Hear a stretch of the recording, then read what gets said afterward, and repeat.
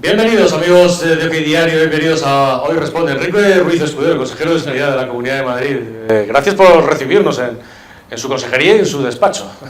Sí, muchas gracias. Pues nada, encantado de poder hablar con ustedes otra vez más. ¿Cuántas horas aquí, en esta mesa, en este edificio, en los últimos 2 años? Pues la verdad es que muchísimas, porque estamos haciendo ya, vamos a estar cerca de los 2 años. Empezamos, yo creo, ya cuando estuvimos de manera continua desde el 22 de febrero más o menos, y desde entonces, bueno, estuvimos, me acuerdo de la cifra porque eran 103 días seguidos, y luego, bueno, hemos seguido, sobre todo cuando empiezan las olas a coger velocidad en contagios, ahí se intensifica mucho la actividad de despacho, y bueno, aquí hemos pasado mucho tiempo, sí. Ha sido casi su casa. Sí, casi, o sea, nos quedaba ya dormir aquí, que era lo único que nos faltaba, pero sí que hemos echado muchas horas aquí, especialmente en esta mesa, y bueno, que yo creo que es un despacho que debe conocer ya prácticamente media España, ¿no? Bueno, ayer por la tarde tuvieron el último Consejo Interterritorial, conclusiones que saca la Comunidad de Madrid, que se ha acordado. Bien, ahí lo que se hace, como en todos los consejos interterritoriales, se hace un planteamiento de situación epidemiológica y situación asistencial de carácter genérico, ahí fijamos postura, y luego se trataron principalmente 2 puntos. Uno de ellos fue algo que propuso Madrid en su momento, que lo hizo la Directora General de Salud Pública, que era, en vistas del comportamiento que tenía Omicron, disminuir el tiempo de cuarentena de 10 a 7 días, que luego se llevó a la propuesta de la Comisión de Salud Pública y se aprobó en el Consejo Interterritorial, y luego también se hizo como propuesta disminuir los aforos en los estadios de fútbol y en las canchas de baloncesto, en interiores y en exteriores, bajando un 75% en exterior y un 50% en interior. Y ahí, bueno, la postura nuestra fue de abstención, puesto que entendíamos que en Madrid no se han establecido estas restricciones, apostamos más por esa responsabilidad individual y por vigilar el uso de mascarilla, y esos fueron los 2 temas que se aprobaron principalmente. Y luego, bueno, que en la transición también quería el Ministerio proponer una red de médicos centinela para cambiar el sistema de vigilancia de COVID, algo que ya está haciendo Madrid desde el mes de octubre, y esas fueron las líneas más importantes. ¿Madrid sigue por delante y el Gobierno central por detrás? Pues yo creo que sí, y lo digo con absoluta humildad, pero es cierto que las propuestas que va haciendo Madrid parece que siempre nos vamos adelantando, ¿no?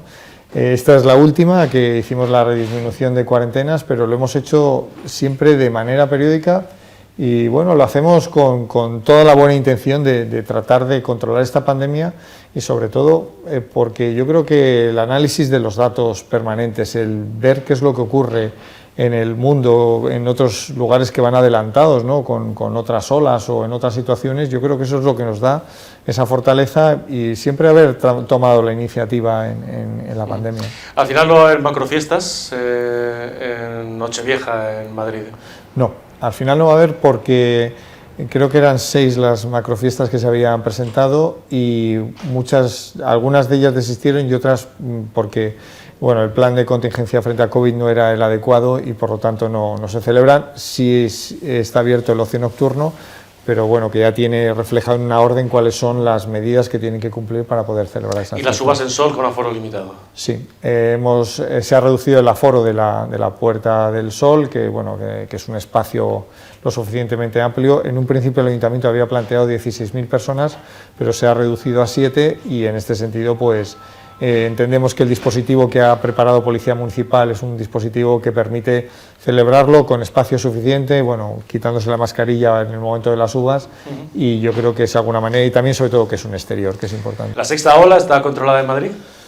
Bueno, la sexta ola, digamos que está en una situación todavía de crecimiento a nivel epidemiológico. Sí que estamos detectando las primeras señales de que se ralentiza, sobre todo con la incidencia acumulada a 7 días, que es la que nos marca lo que va a ocurrir después con la de 14, y esperemos que, bueno, que la próxima semana empecemos ya a hacer ese pico de contagios, y a nivel asistencial sí está controlada. Hemos tenido el comportamiento que tiene Omicron, que es cepa predominante en la Comunidad de Madrid, que tiene el 95% de los casos son de esta nueva variante. A nivel asistencial detectamos que las hospitalizaciones están un 80 por debajo de lo que estarían en otras olas, prácticamente con una incidencia acumulada tan elevada, y desde luego que sobre todo la UCI, que es lo más importante, que es asistencialmente lo que tensiona nuestro sistema sanitario, está en una cifra de 212 camas, que es una cifra que es indica que hay control suficiente, sobre todo para mantener también la actividad no COVID y que todo lo que ocurre con respecto al COVID no nos desplace al resto de pacientes.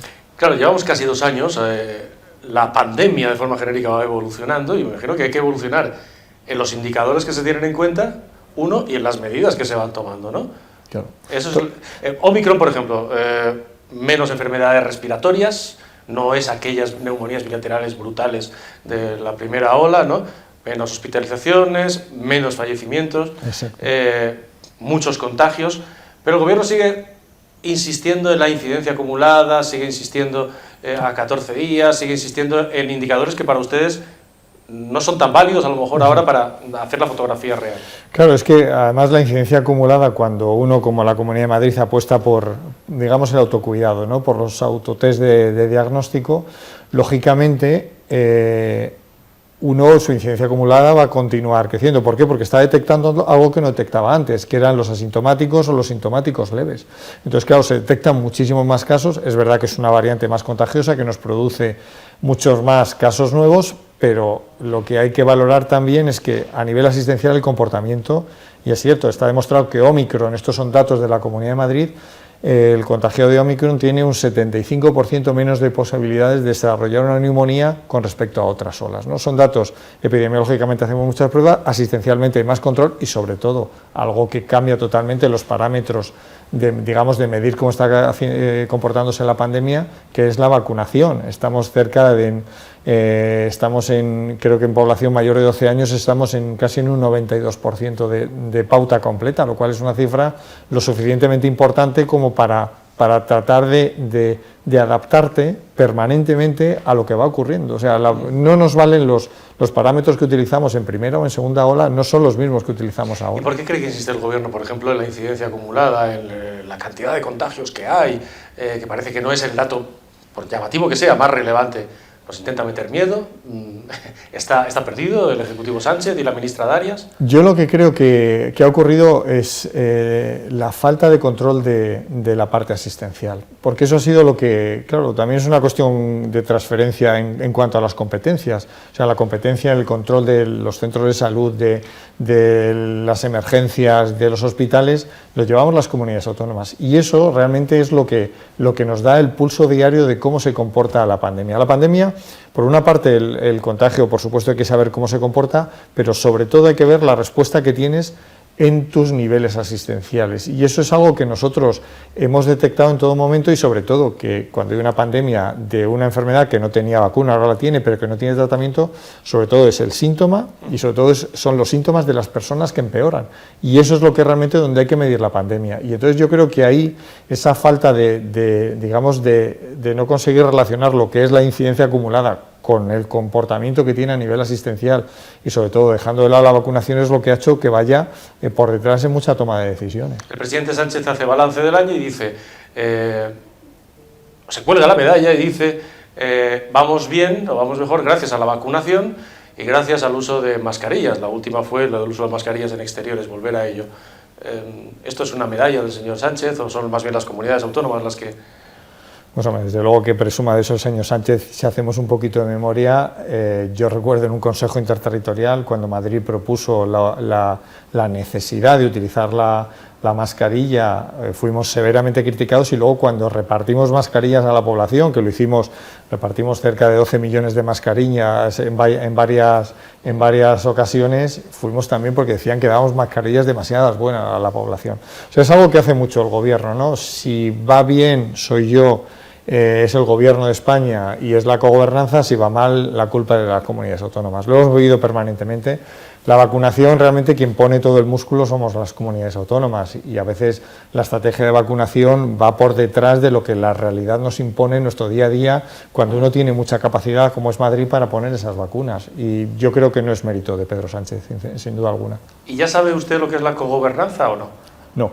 Yo he entendido el concepto de cogobernanza que tiene el Ministerio es muy particular, lo he dicho antes, ¿no? Si va bien es cogobernanza y es el Gobierno de España el que toma la iniciativa y si va mal siempre son las comunidades autónomas. Además es que haciendo un poco de memoria con cualquiera de las olas, Por ejemplo, yo hablo de Madrid, pero uno que es un ejemplo muy significativo fue cuando en segunda ola nosotros éramos muy criticados, pusimos en marcha las zonas básicas de salud, la incidencia acumulada empezó, gracias a esa medida, empezó a descender los casos y en pleno descenso, y me acuerdo que era el puente del Pilar, nos aplicaron un estado de alarma para establecer un cierre perimetral de Madrid que encima iba en contra del control de los contagios. O sea, que ese es el modelo que tiene de cogobernanza, ¿no? Es, si tú haces lo que yo quiero, entonces sí que estás cogobernando y todo es magnífico, y si no, pues es la Comunidad de Madrid que es una comunidad rebelde, ¿no?, en cuanto a la toma de medidas.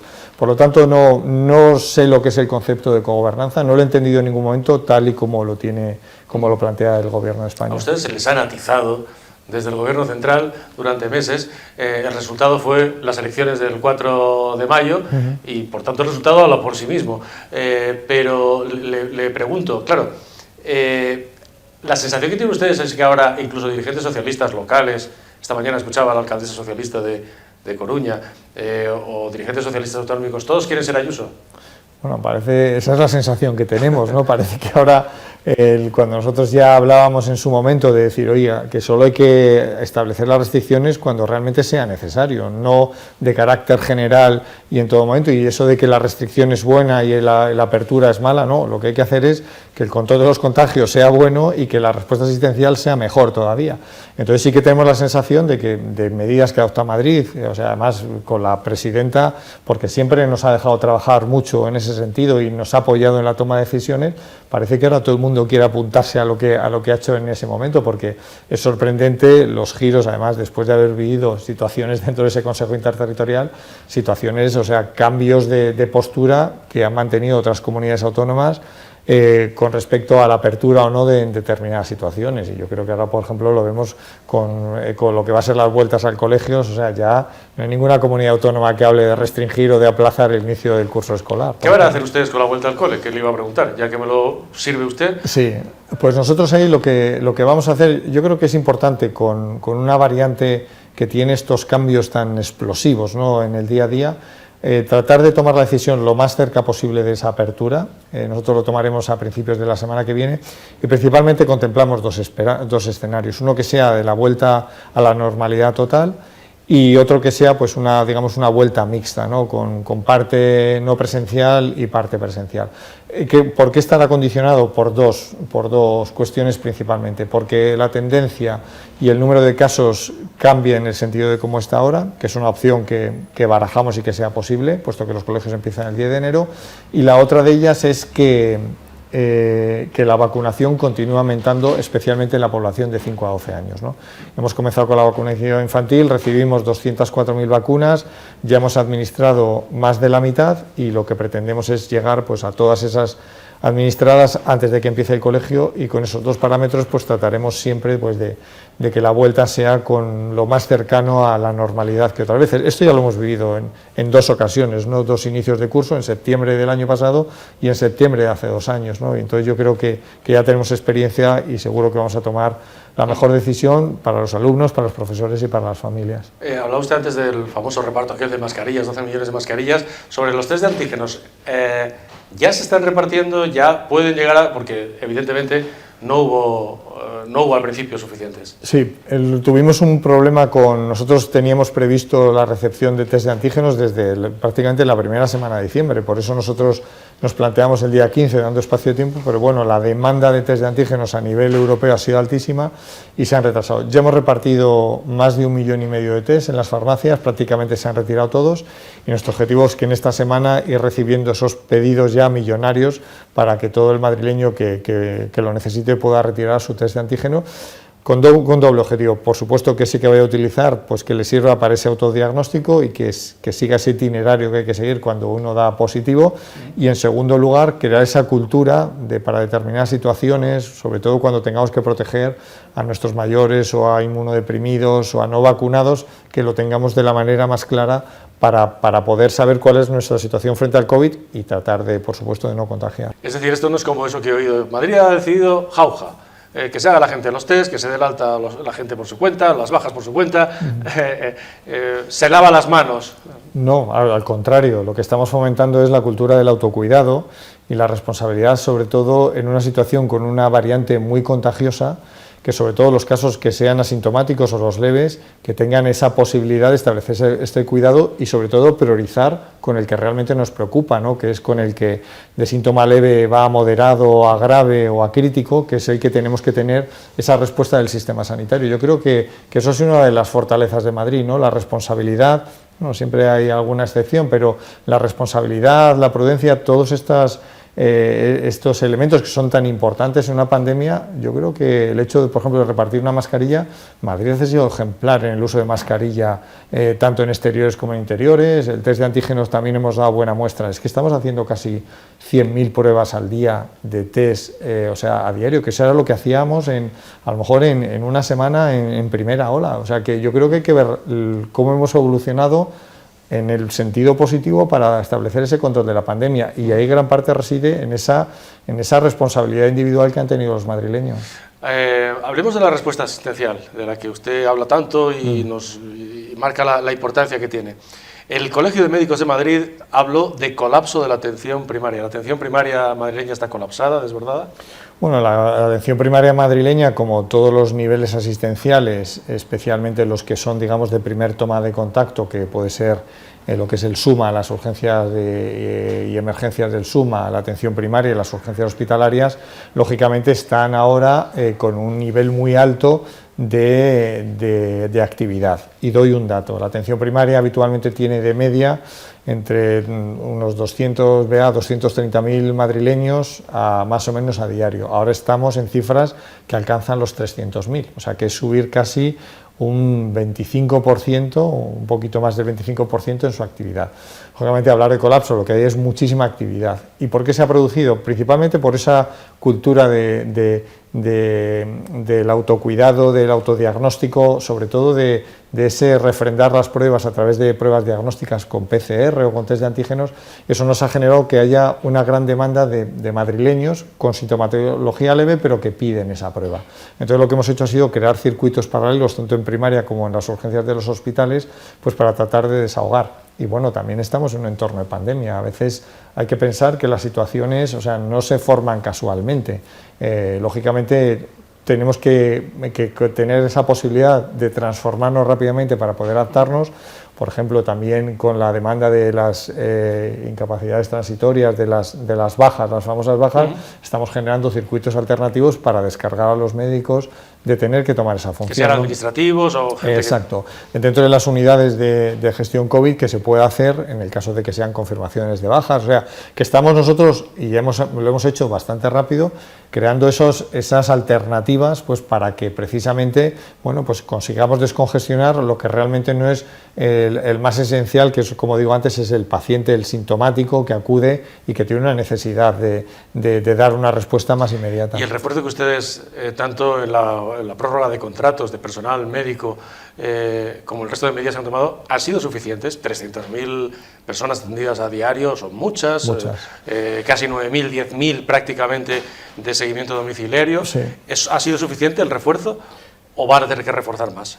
Bien, hombre, nosotros lo que esperamos es que con estos circuitos alternativos que estamos generando y sobre todo tratando de descongestionar lo que es el trámite burocrático dentro de la actividad asistencial, separándolo, que se pueda dar respuesta. Es verdad que vamos a vivir todavía unos días de esa situación asistencial. Además, ocurre mucho en el sistema sanitario cuando se producen festivos. Normalmente las vueltas de festivos son complicadas, ¿no? Lo notamos este lunes pasado, lo notaremos el lunes que viene, el día 3, y lo notaremos seguramente el día 10 también. Pero bueno, son etapas que hay que vivir. Y sobre todo, que yo lo que creo, la Consejería de Sanidad ha actuado al máximo que puede hacer en cuanto a la contratación de profesionales. Los contratos COVID siguen todos, los 11.400 contratos COVID. Seguimos con ese plan de atención primaria que no solo piensa en momentos COVID, sino en lo que va a ocurrir después, y ahí se está trabajando de manera permanente. Pero el problema de atención primaria no es de la Comunidad de Madrid. Además, hay que decir que de hecho, dentro del Sistema Nacional de Salud se generó un monográfico única y exclusivamente para hablar de atención primaria, y yo creo que también que hay que valorar muchas cuestiones a la hora de dar soluciones. Hay soluciones que son más a corto plazo, como puede ser ahora lo de los circuitos o las bajas laborales, pero hay decisiones que tienen que ser a medio y a largo plazo. Y ese problema, que es verdad, es general y está aceptado por los propios profesionales de atención primaria en toda España, ¿sienten ustedes que a ustedes se les pone por razones políticas especialmente el foco en Madrid? Porque gobierna el PP, porque gobierna Ayuso, porque... Permanentemente, eso lo detectamos, o sea, a todos los niveles.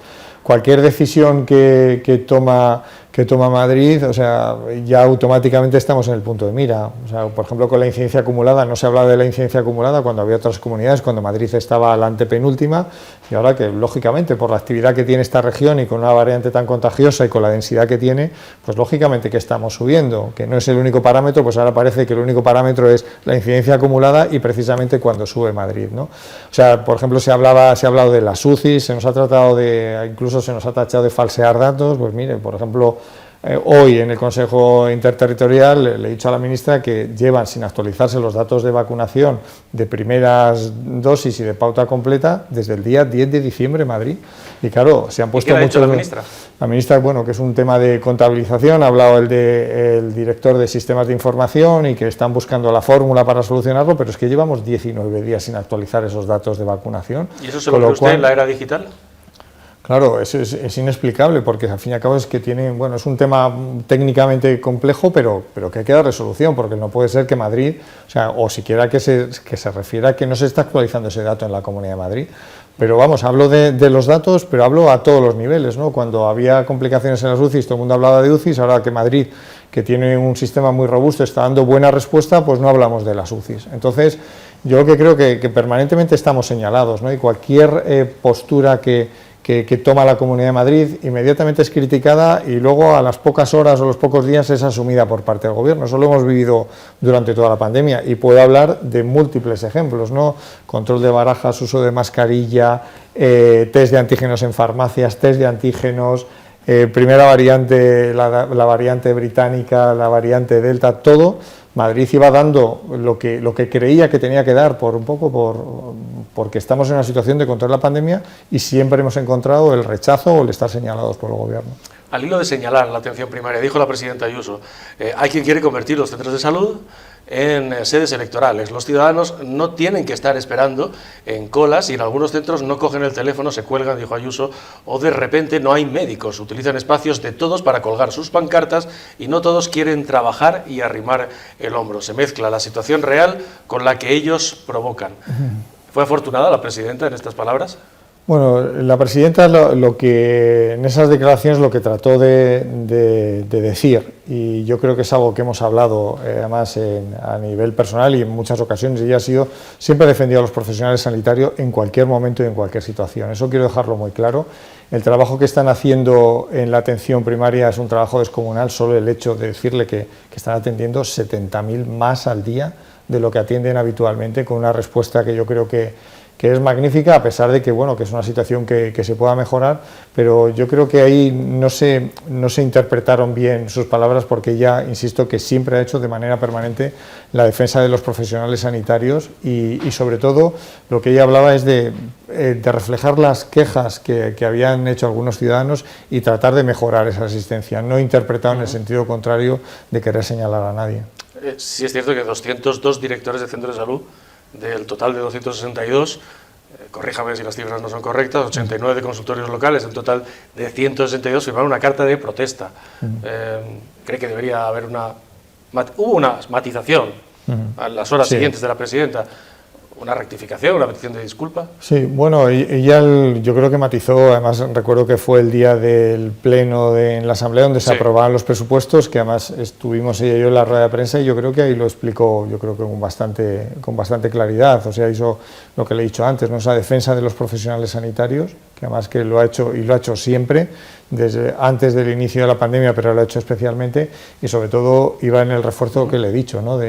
Sobre todo de tratar de esos puntos de mejora que pueda tener, pues por el bien de todos, ¿no? De los propios profesionales y de los pacientes. Una última cuestión sobre el modelo madrileño de salud. Me decía un colega suyo, usted es médico, colega suyo, y le digo que además nada sospechoso de intereses políticos. Me decía, es que Madrid tiene un buen modelo, un robusto modelo de hospitales, de hospitalización, pero a carencias en la atención primaria. ¿Acepta usted este diagnóstico tan general de ese colega suyo? Bueno, yo lo que creo que la atención primaria a nivel general, dentro del Sistema Nacional de Salud, conceptualmente tiene que evolucionar, ¿no? Yo creo que era un modelo que fue creado pues, en la década de los 80 y yo creo que ha cambiado completamente por la propia evolución que ha tenido la sanidad, ¿no?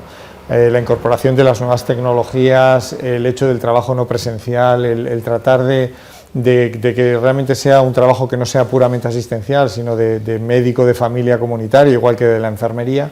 Yo creo que todo eso hay que incorporarlo y a día de hoy, claro, también darle más resolución al médico y a la enfermera de atención primaria y a todas las profesiones sanitarias, el establecer una buena continuidad asistencial con el hospital.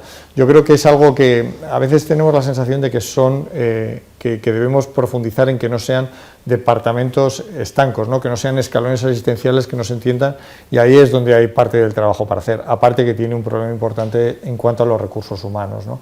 Madrid, por ejemplo, yo creo que es la única comunidad autónoma que tiene atención primaria por la mañana y por la tarde, algo que es importante para nosotros, y nosotros empezamos a tener problemas estructurales en cuanto a la cobertura de plazas. Y sin embargo otras comunidades que es un problema que llevan ya desde hace años con él, ¿no? Y yo creo que hay que hacer una reflexión profunda, pero por el bien de la propia atención primaria y siempre en beneficio del paciente, y sobre todo buscar que sea más atractivo todavía para los profesionales sanitarios. Y le doy un dato, de todos los residentes de medicina de familia comunitaria que salieron el año pasado, apenas un 25% se quedaron en atención primaria y el resto trabajaban en hospitales en las urgencias, con lo cual también yo creo que hay muchos elementos que debemos de analizar para conseguir que esos médicos que acaban esa residencia en familia, que es lo que sería médico de familia, acaben en atención primaria y no dentro de la atención de los hospitales. Y cuando escucha, por ejemplo, vídeo viral que se hace en los últimos días, creo que era de defensora del pueblo, adjunta, no me haga mucho caso, pero lo habrá visto, diciendo que Madrid es la comunidad que menos gasta por habitante en sanidad. ¿Qué dice el consejero? Que no es cierto. No es cierto por una razón muy sencilla, porque no se puede tratar en términos absolutos por cuestiones tan elementares como que no se valora la dispersión, o sea, no se valora la movilidad del profesional. Luego hay que verlo porque habría que hacer, ya es una cuestión más de técnica presupuestaria, pero lo que hay que ver es del presupuesto que tiene una comunidad, cuánto lo dedica a la sanidad de Madrid.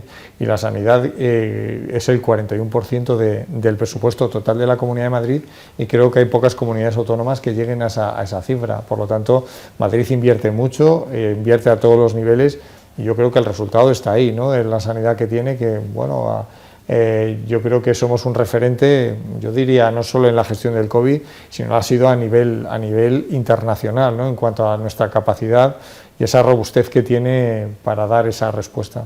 Hay toda una polémica en torno a las vacunaciones y a la gente que no está muy segura de vacunarse. ¿Hay que marcar socialmente a los no vacunados, como se empieza a hacer en algunos sitios? ¿O eso es una decisión libre? ¿O qué? ¿Cómo hacerlo? ¿Cómo gestionar esa población que no termina de fiarse de la vacuna? Sí, bueno, nosotros no hemos utilizado la estrategia de señalar, ¿no? De hecho, nosotros no apostamos ya con este nivel de vacunación, sobre todo, que estamos ya pues en un 92% en mayores de 12 años en pauta completa, pero es que en primeras dosis estamos, creo que ya por encima de un 93%, lo cual indica que probablemente lleguemos a ese 93%. Cuando son cifras tan elevadas, lógicamente la estrategia tiene que ser otra, ¿no? El pedir el pasaporte COVID se ha utilizado en países de nuestro entorno cuando las vacunaciones estaban en un 50%, en un 60%, y de alguna manera se exigía eso para que el que no está vacunado tuviese que vacunarse para poder aumentar su movilidad, ¿no?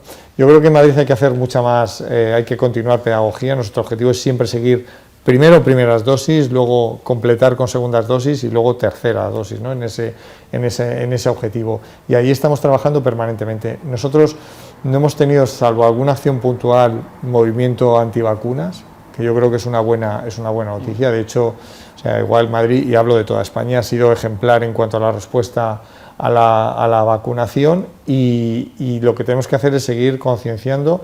Es verdad que si uno, no es una cuestión de señalar, pero por ejemplo, en Omicron no es lo mismo cómo uno tiene que vivir la cuarentena en el caso de que sea un contacto estrecho, si es vacunado o no es vacunado, pero no lo hacemos por señalar, sino lo hacemos por protección, porque un no vacunado que se contagia, su evolución clínica es mucho peor que un vacunado, y eso está demostrado científicamente.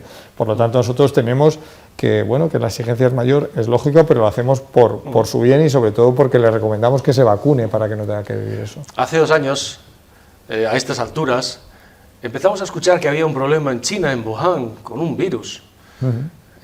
Nunca probablemente pensamos, ¿no?, que lo que se nos venía encima. Mi hija pequeña me pregunta al consejero que cuándo se va a acabar esto. ¿Qué le digo? Bueno, es una respuesta difícil. Bien, yo lo que sí que tenemos que ver es que nuestro conocimiento sobre la pandemia va siendo mejor ola tras ola, ¿no? Yo no quiero ni pensar lo que hubiese ocurrido con una variante como Omicron en la primera vez que llegó en la primera ola, ¿no? Por ejemplo, que hubiese sido. La vacunación ha dado una percepción distinta, que eso es muy bueno, sobre todo la respuesta asistencial cada vez que se va dando es mejor.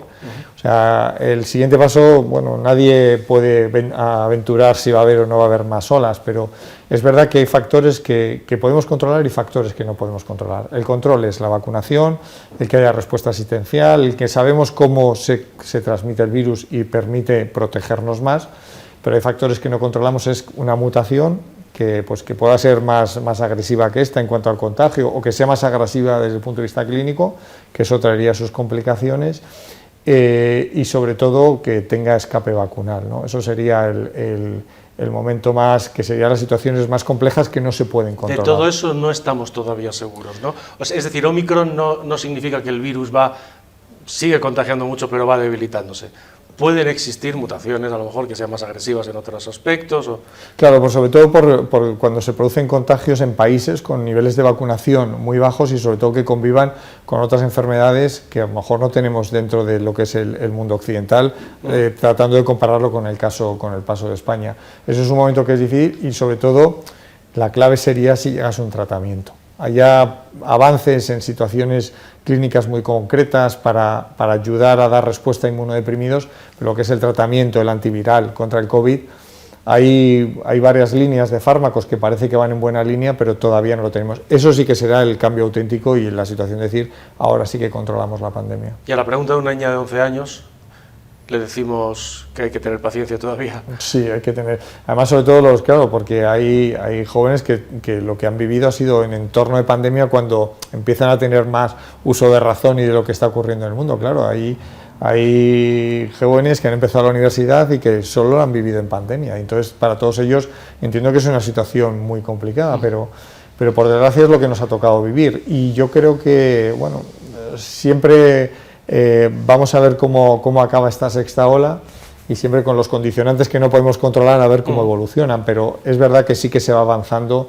en cuanto a la respuesta, en cuanto a la sensación de control de la pandemia, y yo creo que vamos a quedarnos con esa buena noticia. Estamos acabando. Vamos a dejar por un momento la pandemia a un lado. Usted es miembro relevante del PP de Madrid. Le pregunto, y no puedo evitar la pregunta, porque es actualidad de estas horas. Ayer mismo se aprobaba el presupuesto del Ayuntamiento de Madrid y lo hace el alcalde de Almeida con los 3 votos de concejales carmenistas de la izquierda. ¿Y a usted qué le parece? Bueno, la situación que ha vivido el alcalde, pues lógicamente yo creo que él habrá tomado la decisión pensando en lo mejor que es para los madrileños de la ciudad de Madrid, que es aprobar un presupuesto que le permite tomar muchas decisiones o muchos proyectos que él tenía pensado. Yo creo que en este sentido, y una vez que ya está aprobado, lo que va a hacer, y me consta que es así, va a ser tratar de llegar por todos los medios a esos acuerdos con Vox, que no solo se acaba digamos, el mundo municipal en el presupuesto, hay muchas más cosas que debatir, sobre las que hablar, y yo creo que el talante del alcalde es siempre de negociar, de hablar, lo forma parte de su personalidad, y yo espero pues que se reconduzcan esas relaciones con Vox porque realmente yo creo que es importante para la ciudad de Madrid. No se ha conseguido los presupuestos, pero seguro que se va a conseguir más adelante. Ha llamado la atención que una de las medidas sea la retirada de las subvenciones a la Fundación Madrina, que exigía el grupo Recupera Madrid. Fundación Madrina a la que el gobierno regional concedió la Gran Cruz de la Orden del 2 de mayo. En un acto en mayo, precisamente, la presidenta Ayuso, y en ese acto estaba usted, sí, dijo: agradecemos el trabajo que lleva a cabo la Fundación Madrina por luchar por la vida, la familia y la maternidad, y estar haciendo del mundo un mejor lugar para vivir. ¿El gobierno regional va a ayudar a la Fundación Madrina? Bueno, la Fundación Madrina, me consta que hay algunos proyectos que han entrado por concurrencia, que ellos han presentado concurso y que los llevan. Realizan una labor social, desde luego, impresionante, y yo creo que hay que trabajar con ellos, y estoy convencido que el Ayuntamiento de Madrid, de alguna manera o de otra, continuará trabajando con la Fundación Madrina, porque además su principal arraigo es en Madrid capital, ¿no? en la ciudad de Madrid. Y desde luego que el trabajo sí que me consta, porque además lo pude comprobar personalmente, es un trabajo magnífico en situaciones de máxima vulnerabilidad, además en situaciones que la ayuda requiere, además con toda su fortaleza. Y yo estoy convencido que el Ayuntamiento de Madrid volverá a trabajar con ellos, seguro. Y cuando los concejales carmenistas que han apoyado ese presupuesto acusan a la Fundación Madrid de ser unos acosadores de mujeres.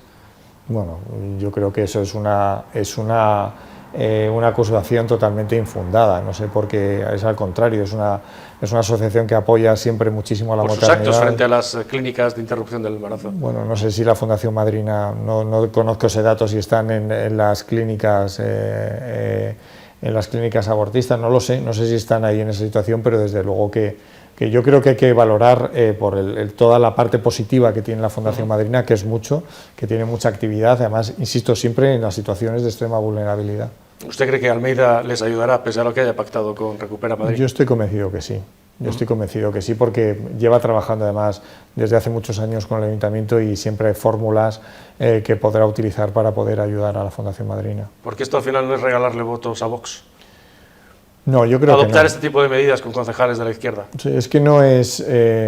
vamos a ver, yo creo que el presupuesto, y además estoy convencido, no solo la voluntad del alcalde, de José Luis Martínez Almeida, sino de todo su equipo de gobierno, es buscar lo mejor para Madrid. O sea, lo que no podía permitirse Madrid es dejar muchos proyectos atrás por no aprobar ese presupuesto.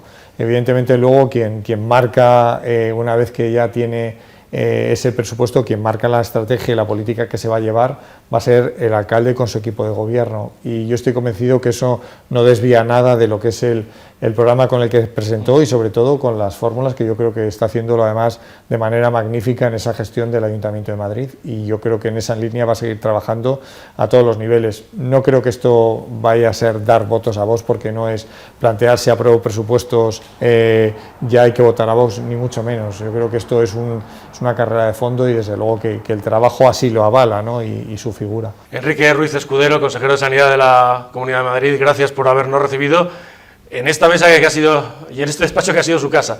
Nos consta desde hace 2 años, prácticamente más que su propia casa. Muchísimas gracias. Gracias, consejero, por recibirnos, y gracias también a ustedes por vernos.